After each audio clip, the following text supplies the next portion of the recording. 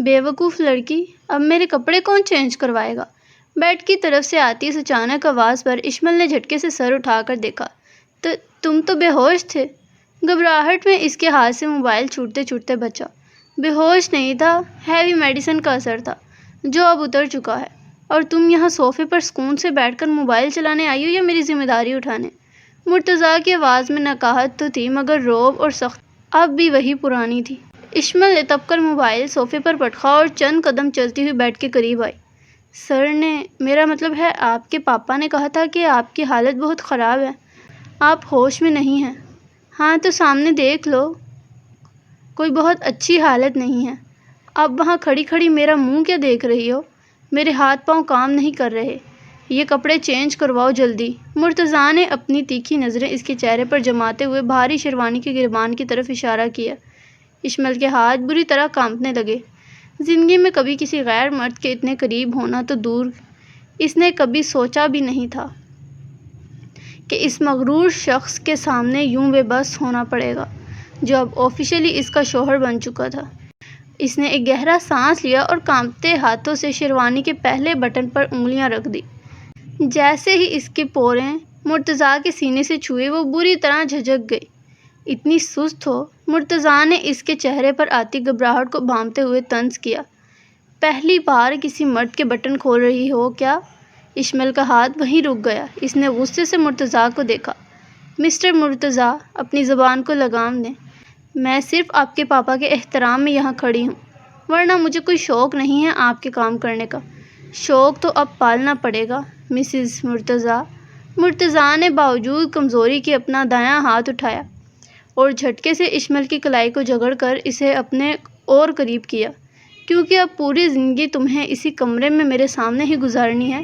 دونوں کی نظریں ایک دوسرے میں الجھ گئی۔ اشمل نے تڑپ کر اپنی کلائی چھڑوانے کی کوشش کی مگر مرتضیٰ کی گرفت ڈھیلی نہیں ہوئی۔ چھوڑیں مجھے اور خود ہی بدلیں اپنے کپڑے۔ اشمل نے غصے سے منہ دوسری طرف کیا۔ مرتضیٰ نے گہرا سانس لیا اور اس کی کلائی چھوڑ دی، جیسے اس کی ساری طاقت ختم ہو گئی ہو۔ اگر خود بدل سکتا تو تمہاری منت نہ کرتا۔ اب خاموشی سے یہ بٹن کھولو، اس شیروانی میں میرا دم گھٹ رہا ہے۔ پہلا بٹن کھلا، پھر دوسرا۔ مرتضیٰ خاموشی سے سیدھا لیٹا، اس کے چہرے کے تاثرات دیکھ رہا تھا جہاں غصہ اور مجبوری صاف نظر آ رہے تھے۔ کتنے بٹن ہیں اس آفت کے؟ اشمل نے بڑبڑاتے ہوئے تیسرا بٹن کھولا۔ 7 ہیں، جلدی کرو، واقعی سانس لینا مشکل ہو رہا ہے، مرتضیٰ نے ہلکی آواز میں کہا۔ اشمل نے بغیر کچھ بولے جلدی جلدی باقی بٹن بھی کھول دیے۔ شیروانی کے اندر اس نے ہلکے کپڑے پہن رکھے تھے، اس لیے اشمل کو تھوڑی راحت۔ اس نے مرتضیٰ کے کندھوں کو تھوڑا سہارا دیا اور بھاری شیروانی اس کے جسم سے الگ کر کے بیڈ کی سائڈ پر رکھ دی۔ تھینکس، مرتضیٰ نے ہلکے سے آنکھیں بند کرتے ہوئے کہا۔ شکر ہے آپ کے منہ سے کوئی ڈھنگ کا لفظ تو نکلا۔ اشمل نے طنز کیا اور صوفے کی طرف بڑھنے لگی۔ رکو، مرتضیٰ نے پکارا، پانی پلاؤ۔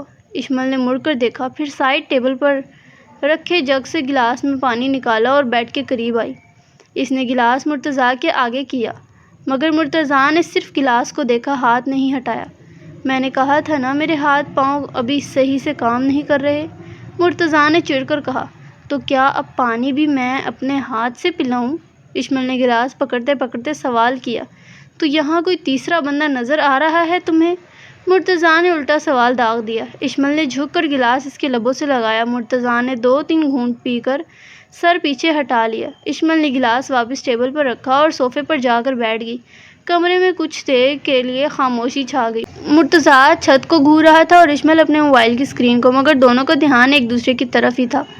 کوئی آدھے گھنٹے بعد مرتضیٰ نے دوبارہ پکارا، اشمل اب کیا ہے؟ وہ صوفے سے ہی بولی۔ ادھر آؤ، میں یہی ٹھیک ہوں، جو کہنا ہے وہیں سے کہیں، تم سے بحث کرنے کی ہمت نہیں ہے مجھ میں، ادھر آؤ، کچھ بات کرنی ہے۔ مرتضیٰ کی آواز میں اس بار رعب کم اور سنجیدگی زیادہ تھی۔ اشمل بے دلی سے اٹھی اور بیڈ سے تھوڑا فاصلے پر کھڑی ہو گئی۔ جی بولیں۔ دیکھو یہ شادی جس حالات میں ہوئی ہے ہم دونوں جانتے ہیں، نہ تم خوش ہو نہ میں اس کے لیے تیار تھا۔ مرتضیٰ نے سیدھا اصل بات پر آتے ہوئے کہا۔ آپ کے پاپا نے مجھ پر اور میرے خاندان پر بہت احسانات کیے ہیں مرتضیٰ صاحب، میں ان کا حکم نہیں ٹال سکتی تھی۔ اشمل نے صاف گوئی سے جواب دیا۔ پاپا کے احسانات اپنی جگہ، لیکن اس رشتے کی دلدل میں اب ہم دونوں پھنس چکے ہیں۔ میں تمہیں کوئی جھوٹی امید نہیں دوں گا کہ کل سب ٹھیک ہو جائے گا۔ مرتضیٰ نے اس کی آنکھوں میں جھانکا۔ میں نے کوئی امید رکھی بھی نہیں ہے۔ مجھے پتہ ہے کہ آپ مجھ سے کتنی نفرت کرتے ہیں۔ اشمل نے تلخی سے کہا۔ نفرت نہیں کرتا میں تم سے، بس تمہارا اس گھر میں ہونا مجھے پاپا کا وہ فیصلہ یاد دلاتا ہے جو انہوں نے میری مرضی کے خلاف لیا۔ مرتضیٰ نے پوزیشن بدلنے کی کوشش کی لیکن اس کے زخم میں درد کی لہر اٹھی جس پر اس کے منہ سے ہلکی سی سسکاری نکلی۔ آپ سیدھے لیٹے رہیں، زیادہ ہلنے کی ضرورت نہیں ہے۔ اشمل نے آگے بڑھ کر اس کا تکیہ سیدھا کیا۔ اور رہی بات میری، تو میں یہاں صرف آپ کی دیکھ بھال کے لیے آئی ہوں۔ جیسے ہی آپ ٹھیک ہوں گے میں پاپا سے بات کر کے کوئی نہ کوئی راستہ نکال لوں گی۔ مرتضیٰ نے ایک گہری نظر اس پر ڈالی۔ راستہ نکالنا اتنا آسان نہیں ہوتا اشمل، دنیا باتیں بنائے گی، پاپا کا دل ٹوٹے گا، تو پھر آپ کیا چاہتے ہیں؟ اشمل نے ہار ماننے والے انداز میں پوچھا۔ کچھ وقت، بس کچھ وقت دو اس صورتحال کو، جب تک میں اپنے پیروں پر کھڑا نہیں ہو جاتا ہمیں ایک دوسرے کو برداشت کرنا پڑے گا۔ مرتضیٰ نے کہا۔ ٹھیک ہے، میں کوشش کروں گی۔ اشمل نے سر ہلایا اور مڑنے لگی۔ اور سنو، مرتضیٰ نے اسے دوبارہ روکا، کل صبح پاپا آئیں گے تو ان کے سامنے ایسا ظاہر مت کرنا کہ تم یہاں زبردستی بیٹھی ہو۔ وہ پہلے ہی میری بیماری کی وجہ سے بہت پریشان ہیں۔ اشمل نے ایک پل کے لیے سوچا، پھر بولی، میں پاپا کا احترام کرتی ہوں، انہیں دکھی دیکھنا میرا مقصد نہیں ہے، آپ بے فکر رہیں۔ اگلی صبح جب کمرے کی کھڑکی سے دھوپ اندر آئی تو اشمل کی آنکھ کھلی۔ وہ رات کو صوفے پر ہی سو گئی تھی۔ اس نے دیکھا کہ مرتضیٰ اب بھی گہری نیند میں تھا۔ اس کا چہرہ صبح کی روشنی میں رات جتنا سخت نہیں لگ رہا تھا۔ اشمل واش روم گئی، فریش ہوئی اور اپنے کپڑے ٹھیک کیے۔ ابھی وہ باہر نکلنے کا سوچ ہی رہی تھی کہ کمرے کے دروازے پر ہلکی سی دستک ہوئی۔ اس نے جلدی سے جا کر دروازہ کھولا تو سامنے مرتضیٰ کے والد شاہ صاحب کھڑے تھے۔ ان کے چہرے پر فکر کے سائے واضح تھے۔ السلام علیکم پاپا، اشمل نے دھیمی آواز میں سلام کیا۔ وعلیکم السلام بیٹا، کیسی ہو؟ اور مرتضیٰ کیسا ہے؟ رات کو ہوش آیا تھا اسے؟ شاہ صاحب نے کئی سوال پوچھ لیے۔ جی پاپا، میں ٹھیک ہوں اور وہ بھی اب بہتر ہیں۔ رات کو دوا کا اثر کم ہوا تھا تو جاگے تھے، پانی بھی پیا انہوں نے۔ اشمل نے انہیں تسلی دی۔ شاہ صاحب کے چہرے پر سکون کی جھلک آئی۔ وہ کمرے کے اندر داخل ہوئے اور بیڈ کے قریب جا کر سوئے ہوئے مرتضیٰ کے سر پر ہاتھ رکھا۔ انہوں نے مڑ کر اشمل کو دیکھا۔ بیٹا، مجھے معلوم ہے کہ تم پر بہت بڑی ذمہ داری اچانک ڈال دی گئی ہے۔ مرتضیٰ کا مزاج تھوڑا سخت ہے لیکن دل کا برا نہیں ہے، بس حالات نے اسے ایسا بنا دیا ہے۔ شاہ صاحب کی آواز میں بیٹے کے لیے محبت اور بہو کے لیے شرمندگی تھی۔ پاپا آپ پلیز پریشان نہ ہوں، میں سب سنبھال لوں گی، اشمل نے مسکرا کر کہا تاکہ وہ مطمئن ہو سکیں۔ اللہ تمہیں خوش رکھے، میں نیچے جا رہا ہوں، تمہارے لیے اور مرتضیٰ کے لیے ناشتہ بھجواتا ہوں، تم بھی کچھ کھا لو، رات سے بھوکی ہو۔ شاہ صاحب نے محبت سے اس کے سر پر ہاتھ رکھا اور کمرے سے باہر نکل گئے۔ اشمل نے دروازہ بند کیا اور مڑی تو دیکھا مرتضیٰ کی آنکھیں کھل چکی تھی اور وہ اسے ہی دیکھ رہا تھا۔ کتنی صفائی سے جھوٹ بول لیتی ہو، مرتضیٰ نے بستر پر تھوڑا سیدھا ہوتے ہوئے کہا۔ اس کی آواز میں اب رات جتنی نکاہت نہیں تھی۔ وہ جھوٹ نہیں تھا، پاپا کو تسلی دینا ضروری تھا، اشمل نے سرد دلی سے جواب دیا۔ اور ویسے بھی رات آپ نے خود ہی کہا تھا کہ پاپا کے سامنے ڈرامہ کرنا ہے۔ میں نے ڈرامہ کرنے کو کہا تھا، اتنی سچی ایکٹنگ کرنے کو نہیں، مرتضیٰ نے طنز کیا۔ آپ کا شکریہ ادا کرنا تو دور کی بات، الٹا تانے دینے کا کوئی موقع نہیں چھوڑتے، اشمل نے چڑ کر کہا اور بیڈ کے پاس پڑی کرسی پر بیٹھ گئی۔ شکریہ کس بات کا؟ جو تمہارا فرض ہے وہی کر رہی ہو، مرتضیٰ نے رخ دوسری طرف کر لیا۔ فرض؟ اشمل نے دہرایا۔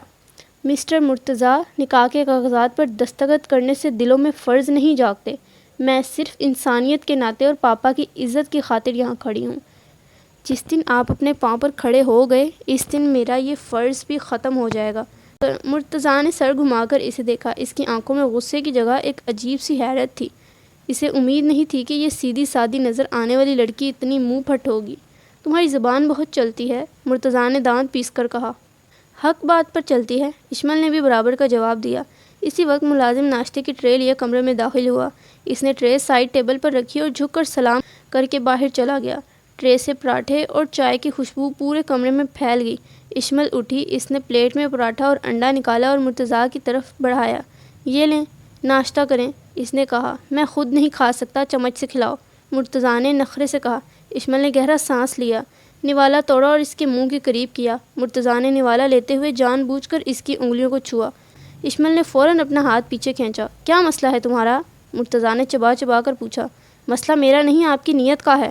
اشمل نے پلیٹ سائڈ پر رکھی۔ اب باقی کا ناشتہ آپ خود کریں یا پھر بھوکے رہیں، مجھے کوئی پرواہ نہیں ہے۔ وہ مڑی اور صوفے کی طرف چلے گئے، جبکہ مرتضیٰ غصے سے اسے جاتا دیکھتا رہ گیا۔ مرتضیٰ نے پلیٹ کو غصے سے دیکھا اور پھر اپنا ہاتھ مار کر اسے سائڈ ٹیبل پر پیچھے دھکیل دیا۔ نہ کھلاؤ، میں ویسے بھی تمہارے ہاتھ سے زہر کا نوالا بھی نہ لوں۔ اشمل نے صوفے پر بیٹھ کر اپنے حصے کا ناشتہ کرنے لگی۔ اس نے مرتضیٰ کی بات کا کوئی جواب نہیں دیا، جس سے مرتضیٰ کا غصہ مزید بڑھ گیا۔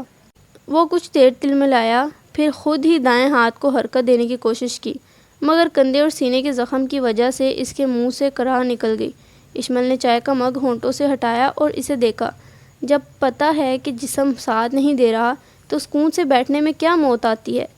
تم مجھے سکھاؤ گی کہ مجھے کیا کرنا ہے؟ مرتضیٰ نے غصے سے ہانپتے ہوئے کہا۔ نہیں، میں تو بس یہ بتا رہی ہوں کہ نخرے دکھانے کے لیے بھی طاقت کی ضرورت ہوتی ہے۔ اب چپ چاپ لیٹے، میں پاپا کو کہتی ہوں کہ کسی ملازم کو بھیج دیں، وہی آپ کو کھانا کھلائیں گے۔ اشمل کھڑی ہوئی۔ خبردار جو پاپا کو کچھ بتایا۔ مرتضیٰ نے اسے گھورا۔ وہ پہلے ہی دل کے مریض ہیں، انہیں پتہ چلا کہ ہماری پہلے ہی دن لڑائی ہو رہی ہے تو وہ ہسپتال پہنچ جائیں گے۔ اشمل نے ایک ٹھنڈی سانس بھری۔ تو پھر سیدھے طریقے سے ناشتہ کر لیں۔ وہ دوبارہ پلیٹ اٹھا کر آئی، نوالا بنایا اور اس کے منہ کے آگے کیا۔ اس بار مرتضیٰ نے کوئی حرکت نہیں کی اور خاموشی سے نوالا لے لیا۔ پورا ناشتہ دونوں کے درمیان بغیر کسی بات چیت کے گزر گیا۔ دوپہر کے وقت شاہ صاحب دوبارہ کمرے میں آئے۔ ان کے ہمراہ ڈاکٹر بھی تھا، جس نے مرتضیٰ کی پٹیاں تبدیل کی اور اس کا معائنہ کیا۔ شاہ صاحب، مرتضیٰ کی ریکوری اچھی ہے، لیکن انہیں اگلا 1 مہینہ مکمل بیڈ ریسٹ کی ضرورت ہے۔ کوئی بھی وزنی کام یا اچانک جھٹکا ان کے زخموں کو دوبارہ کھول سکتا ہے۔ ڈاکٹر نے فائل بند کرتے ہوئے کہا۔ جی ڈاکٹر صاحب، اشمل ہے نا اس کے پاس، یہ پورا خیال رکھ رہی ہے، شاہ صاحب نے اطمینان سے کہا۔ ڈاکٹر کے جانے کے بعد شاہ صاحب اشمل کے پاس آئے۔ بیٹا، میں کچھ دیر کے لیے آفس جا رہا ہوں، کچھ ضروری دستخط کرنے ہیں، نیچے ملازم موجود ہیں، اگر کوئی بھی ضرورت ہو تو انہیں بلا لینا اور مرتضیٰ کو وقت پر دوا دے دینا۔ جی پاپا، آپ بے فکر ہو کر جائیں، اشمل نے جواب دیا۔ شاہ صاحب کے جانے کے بعد کمرے میں دوبارہ وہی بوجھل خاموشی چھا گئی۔ مرتضیٰ نے اشمل کو مخاطب کیا۔ وہ سامنے ٹیبل پر میرا لیپ ٹاپ پڑا ہے، ادھر لاؤ۔ ڈاکٹر نے آرام کا کہا ہے، اشمل نے صوفے سے کہا۔ ڈاکٹر نے دماغ چلانے سے منع نہیں کیا، میرا آفس کا بہت کام رکا ہوا ہے، جلدی کرو۔ مرتضیٰ کا لہجہ پھر سے وہی حکمرانہ تھا۔ اشمل نے لیپ ٹاپ اٹھایا اور بیڈ پر اس کے سامنے رکھ کر سوئچ آن کر دیا۔ مرتضیٰ نے بائیں ہاتھ سے ٹائپنگ شروع کی، لیکن ایک ہاتھ سے کام کرنا اس کے لیے عذاب بن رہا تھا۔ بار بار اس کی انگلی غلط کیز پر پڑ رہی تھی۔ شٹ! مرتضیٰ نے غصے سے لیپ ٹاپ بند کرنا چاہا۔ اشمل نے اس کا ہاتھ روکا۔ لائیں، مجھے بتائیں کیا لکھنا ہے، میں ٹائپ کر دیتی ہوں۔ مرتضیٰ نے حیرت سے اسے دیکھا۔ تمہیں آتا ہے؟ میں نے گریجویشن کی ہے مرتضیٰ صاحب، کوئی ان پڑھ نہیں ہوں۔ اشمل نے لیپ ٹاپ اپنی گود میں رکھا۔ بتائیں کیا ای میل کرنی ہے؟ مرتضیٰ نے کچھ دیر اسے دیکھا، پھر ایک ای میل کا متن بولنا شروع کیا۔ اشمل کی انگلیاں تیزی سے کی بورڈ پر چلنے لگی۔ مرتضیٰ اس کی رفتار اور سنجیدگی دیکھ کر متاثر ہوئے بغیر نہ رہ سکا۔ 2 گھنٹے کے اندر انہوں نے 3 اہم فائلیں نپٹا لی۔ کام ہو گیا۔ اشمل نے لیپ ٹاپ بند کر کے سائڈ پر رکھا۔ تھینکس، تمہاری ٹائپنگ سپیڈ اچھی ہے، مرتضیٰ نے اعتراف کیا۔ یہ میرا فرض تھا یا انسانیت؟ اشمل نے طنز کر تیر چلایا۔ مرتضیٰ نے نظریں چرا لی۔ تم ہر بات کو پکڑ کر بیٹھ جاتی ہو۔ شام کو مرتضیٰ کی چھوٹی بہن عائشہ کمرے میں آئی۔ وہ یونیورسٹی سیدھے بھائی کا حال پوچھنے آئی تھی۔ بھائی، اب کیسی طبیعت ہے آپ کی؟ عائشہ نے بیڈ کے پاس بیٹھتے ہوئے پوچھا۔ پہلے سے بہتر ہوں، مرتضیٰ نے مسکرا کر کہا۔ اشمل نے نوٹ کیا کہ مرتضیٰ کا یہ نرم روپ اس نے پہلی بار دیکھا تھا۔ بھابھی، آپ نے کچھ کھایا پیا؟ پاپا بتا رہے تھے کہ آپ رات سے جاگ رہی ہیں۔ عائشہ نے محبت سے اشمل کا ہاتھ پکڑا۔ ہاں عائشہ، میں بالکل ٹھیک ہوں، تم سناؤ یونیورسٹی کیسی رہی؟ اشمل نے بات بدلی۔ بس اچھی تھی۔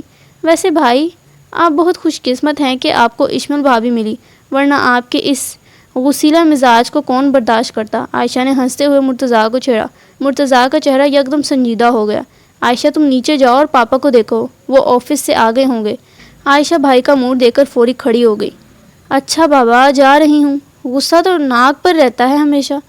اس کے جانے کے بعد کمرے کا ماحول پھر سے بدل گیا۔ تم نے عائشہ سے میری کوئی شکایت تو نہیں کی؟ مرتضیٰ نے شک بھری نظروں سے پوچھا۔ مجھے عائشہ کا دل دکھانے کا کوئی شوق نہیں ہے، وہ آپ سے بہت پیار کرتی ہے، میں نہیں چاہتی کہ اسے ہمارے سچ کا پتہ چلے۔ اشمل نے الماری سے رات کے کپڑے نکالتے ہوئے کہا، تم واقعی اتنی اچھی ہو یا صرف پاپا کی نظر میں بننا چاہتی ہو؟ مرتضیٰ نے سیدھا سوال کیا۔ اشمل نے کپڑے بیڈ پر رکھے اور اس کے قریب آئی۔ مرتضیٰ صاحب، میری اچھائی یا برائی سے آپ کو کوئی فرق نہیں پڑنا چاہیے۔ ہم صرف ایک معاہدے کے تحت اس کمرے میں ساتھ ہیں۔ جس دن آپ ٹھیک ہوں گے میں اپنی راہ لوں گی، تب تک مجھے بار بار پرکھنے کی کوشش نہ کریں۔ مرتضیٰ کے پاس اس بات کا کوئی جواب نہیں تھا۔ وہ پہلی بار کسی کے سامنے لاجواب ہوا تھا۔ رات کے 11 بج رہے تھے۔ اشمل صوفے پر چادر اوڑھ کر لیٹ چکی تھی اور لائٹس بند تھی، صرف 0 کا بلب جل رہا تھا۔ اچانک مرتضیٰ کے بستر سے زور سے کراہنے کی آواز آئی۔ اشمل نے فوراً لائٹ آن کی اور بیڈ کی طرف بھاگی۔ مرتضیٰ کا پورا چہرہ پسینے سے شرابور تھا اور وہ اپنے سینے کو دبا رہا تھا۔ کیا ہوا مرتضیٰ؟ کہاں درد ہو رہا ہے؟ اشمل نے گھبرا کر پوچھا۔ زخم، بہت شدید درد ہے، جیسے کوئی سوئی چبھا رہا ہو۔ مرتضیٰ کی آواز پٹھوں کے کھنچاؤ کی وجہ سے کانپ رہی تھی۔ اشمل نے سائڈ ٹیبل پر دیکھا، رات کی پین کلر دوا ابھی تک وہیں پڑی تھی، جو مرتضیٰ نے یہ کہہ کر کھانے سے منع کر دیا تھا کہ اسے نیند آتی ہے۔ میں نے کہا تھا نا کہ یہ گولی کھا لیں، لیکن آپ کو تو اپنی مردانگی دکھانی تھی، اشمل نے غصے سے کہا اور پانی کا گلاس اٹھایا۔ اس نے مرتضیٰ کے سر کے ہاتھ رکھ کر اسے تھوڑا اٹھایا اور گولی اس کے منہ میں ڈال کر پانی پلایا۔ مرتضیٰ نے درد کی شدت میں اشمل کا بازو سختی سے پکڑ رکھا تھا۔ اس کی گرفت اتنی مضبوط تھی کہ اشمل کے جلد پر سرخ نشان پڑ رہے تھے، لیکن اشمل نے اس بار اپنی کلائی چھڑانے کی کوشش نہیں کی۔ وہ خاموشی سے بیٹھ کر اس کے سر پر ہاتھ پھیرتی رہی جب تک کہ دوا نے اپنا اثر نہیں دکھایا اور مرتضیٰ کی گرفت ڈھیلی نہیں ہو گئی۔ کچھ دیر بعد مرتضیٰ کی آنکھیں بوجھل ہونے لگی۔ اس نے مدھم آواز میں کہا، سوری، تمہیں درد ہوا ہوگا۔ اشمل نے اس کا ہاتھ واپس بستر پر رکھا اور اس پر چادر ڈال دی۔ سو جائیں، اب صبح بات کریں گے۔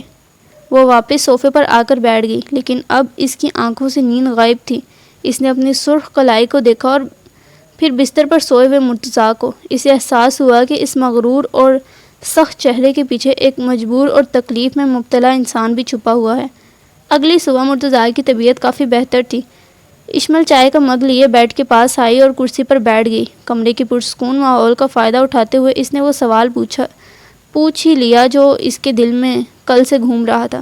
مرتضیٰ صاحب، اگر آپ برا نہ مانیں تو ایک بات پوچھوں؟ مرتضیٰ نے چائے کا گھونٹ لیا اور اسے دیکھا۔ پوچھو۔ آپ کا یہ ایکسیڈنٹ کیسے ہوا اور پاپا نے اتنی جلدی میں ہماری شادی کیوں کروائی؟ اشمل نے سیدھا سوال کیا۔ مرتضیٰ کا چہرہ کچھ لمحے کے لیے سنجیدہ ہو گیا۔ اس نے ایک گہرا سانس لیا اور بولا، آفس کے کام سے شہر سے باہر جا رہا تھا۔ رات کے وقت ایک تیز رفتار ٹرک نے میری گاڑی کو ہٹ کیا۔ گاڑی بری طرح تباہ ہو گئی تھی اور میں زندگی اور موت کی جنگ لڑ رہا تھا۔ پاپا پہلے ہی دل کے مریض ہیں، وہ یہ صدمہ برداشت نہیں کر پا رہے تھے۔ وہ رکا، پھر اشمل کی طرف دیکھ کر بولا، ڈاکٹرز نے پاپا سے کہا تھا کہ میری حالت نازک ہے اور مجھے 24 گھنٹے دیکھ بھال کی ضرورت ہوگی۔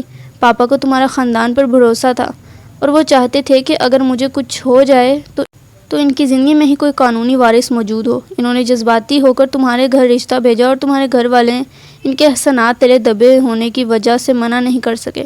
اشمل خاموشی سے اس کی بات سنتی رہی۔ اسے اب سمجھ آیا تھا کہ اس اچانک شادی کے پیچھے پاپا کی ممتا اور ایک باپ کا خوف چھپا تھا۔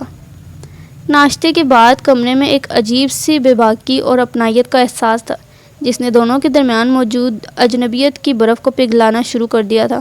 وقت گزرنے کے ساتھ ساتھ مرتضیٰ کی طبیعت میں تیزی سے سدھار آنے لگا اور اس سدھار کی سب سے بڑی وجہ اشمل کی بے لوث دیکھ بھال تھی۔ وہ دن بھر اس کی دوا، غذا اور آرام کا خیال رکھتی اور مرتضیٰ اب اس پر غصہ کرنے کے بجائے چوری چھپے اس کے معصوم چہرے کو تکتا رہتا۔ 3 ہفتے بعد مرتضیٰ اب بغیر کسی سہارے کے چلنے پھرنے کی قابل ہو چکا تھا۔ ایک شام جب کمرے کی بالکونی سے ٹھنڈی ہوا اندر آ رہی تھی، اشمل اپنے کپڑے سمیٹ کر بیگ میں رکھ رہی تھی۔ اسے یوں سامان پیک کرتے دیکھ کر مرتضیٰ کا دل جیسے ایک دم ڈوب گیا۔ یہ کیا کر رہی ہو؟ مرتضیٰ نے پیچھے سے آ کر اس کا ہاتھ پکڑا۔ اس کی آواز میں وہ پرانا رعب نہیں بلکہ ایک خوف تھا۔ اشمل نے چونک کر اسے دیکھا اور اپنا بیگ چھڑانے کی کوشش کی، مگر مرتضیٰ نے گرفت مضبوط رکھی۔ مرتضیٰ صاحب، اب آپ بالکل ٹھیک ہو چکے ہیں؟ ہمارا معاہدہ یہی تھا کہ آپ کے پیروں پر کھڑے ہوتے ہی میں پاپا سے بات کر کے یہاں سے چلی جاؤں گی۔ میں نے کوئی معاہدہ نہیں کیا تھا اشمل۔ مرتضیٰ نے جھٹکے سے اسے اپنے اتنے قریب کیا کہ اشمل کی سانسیں اس کے سینے سے ٹکرانے لگی۔ میں نے صرف حالات کو وقت دینے کی بات کی تھی، اور اس وقت نے مجھے یہ سکھا دیا ہے کہ میں تمہارے بغیر ادھورا ہوں۔ اشمل نے حیرت سے اس کے ان آنکھوں میں دیکھا جہاں اب نفرت کی جگہ بے پناہ محبت اور التجا تھی۔ لیکن آپ تو مجھ سے نفرت کرتے تھے، آپ کو تو پاپا کا یہ فیصلہ زبردستی کا لگتا تھا۔ اشمل کی آنکھوں میں آنسو آ گئے۔ وہ میری زندگی کی سب سے بڑی بے وقوفی تھی۔ مرتضیٰ نے نرمی سے اس کے گال پر بہتا ہوا آنسو اپنی انگلی سے صاف کیا۔ مجھ جیسے مغرور انسان کو جھکانا صرف تمہاری بس کی بات تھی۔ تم نے صرف میرے جسم کا نہیں میری روح کا علاج کیا ہے اشمل۔ مجھے مت چھوڑ کر جاؤ، میں اپنی زندگی تمہارے بغیر سوچ بھی نہیں سکتا۔ اشمل کا دل اس کے اعتراف پر زور سے دھڑکنے لگا۔ وہ جس شخص کو پتھر دل سمجھتی تھی وہ آج اس کے سامنے موم ہو چکا تھا۔ آپ سچ کہہ رہے ہیں؟ دوبارہ کبھی مجھے تانے تو نہیں دیں گے؟ اس نے معصومیت سے پوچھا۔ کبھی نہیں میری جان، مرتضیٰ نے مسکرا کر کہا اور جھک کر اس کے ماتھے پر محبت کی ایک لمبی مہر ثبت کر دی۔ اشمل نے شرما کر اپنا چہرہ اس کے چوڑے سینے پر چھپا لیا اور اپنی باہوں کو اس کے گرد پھیلا دیا۔ اگلی شام پورے گھر کو روشنیوں سے سجایا گیا تھا۔ شاہ صاحب اور عائشہ لاؤنج میں بیٹھے تھے، ہنس رہے تھے جب مرتضیٰ اشمل کا ہاتھ اپنے ہاتھ میں تھامے سیڑھیوں سے نیچے اترا۔ اشمل نے سرخ رنگ کا خوبصورت جوڑا پہن رکھا تھا اور اس کے چہرے پر حیا کی سرخی واضح تھی۔ پاپا مجھے آپ سے ایک بات کہنی ہے، مرتضیٰ نے شاہ صاحب کے پاس آ کر کہا۔ شاہ صاحب نے دونوں کے جڑے ہوئے ہاتھوں کو دیکھا اور ان کے چہرے پر ایک بڑی سی مسکراہٹ آ گئی۔ ہاں بولو میرے شیر بیٹے، آپ کا یہ فیصلہ میری زندگی کا سب سے بہترین فیصلہ تھا۔ میں آج سب کے سامنے اعتراف کرتا ہوں کہ میں اپنی بیوی مسز اشمل مرتضیٰ سے بے پناہ محبت کرتا ہوں، اور ہم اپنی زندگی کا یہ نیا سفر پورے دل سے شروع کر رہے ہیں۔ مرتضیٰ نے اشمل کی طرف دیکھ کر کہا، جس پر اشمل نے شرما کر نظریں جھکا لی۔ شاہ صاحب نے اٹھ کر دونوں کو گلے سے لگا لیا۔ اللہ تم دونوں کو ہمیشہ خوش رکھے، میری زندگی کا سب سے بڑا ارمان پورا ہو گیا ہے۔ عائشہ نے تالیاں بجاتے ہوئے کہا، چلو بھابھی، اب بھائی کی ساری اکڑ ختم، اب اس گھر پر صرف آپ کی حکومت ہوگی۔ سب عائشہ کی بات پر کھلکھلا کر ہنس پڑے۔ رات کو جب دونوں واپس اپنے کمرے میں آئے تو مرتضیٰ نے دروازہ بند کر کے اشمل کو پیچھے سے اپنی باہوں کے حصار میں لے لیا۔ کمرے کی مدھم روشنی میں اشمل کا روپ مزید نکھر کر سامنے آ رہا تھا۔ اب تو کوئی شکایت نہیں ہے نا مسز مرتضیٰ؟ مرتضیٰ نے اس کے کان کے پاس سرگوشی کی۔ اشمل نے مڑ کر اپنے دونوں بازو اس کے گلے میں ڈالی اور مسکرا کر بولی، اب کوئی شکایت نہیں ہے مسٹر مرتضیٰ، بس اب پوری زندگی آپ کو مجھے جھیلنا پڑے گا۔ پوری زندگی بھی کم ہے تمہیں پیار کرنے کے لیے۔ مرتضیٰ نے اسے گود میں اٹھا لیا۔ کمرے میں محبت کی ایک نئی اور خوبصورت داستان کا آغاز ہو چکا تھا، جہاں اب نہ کوئی مجبوری تھی اور نہ کوئی تلخی، بلکہ صرف اور صرف ایک دوسرے کا ساتھ تھا جو ہمیشہ کے لیے ان کا مقدر بن چکا تھا۔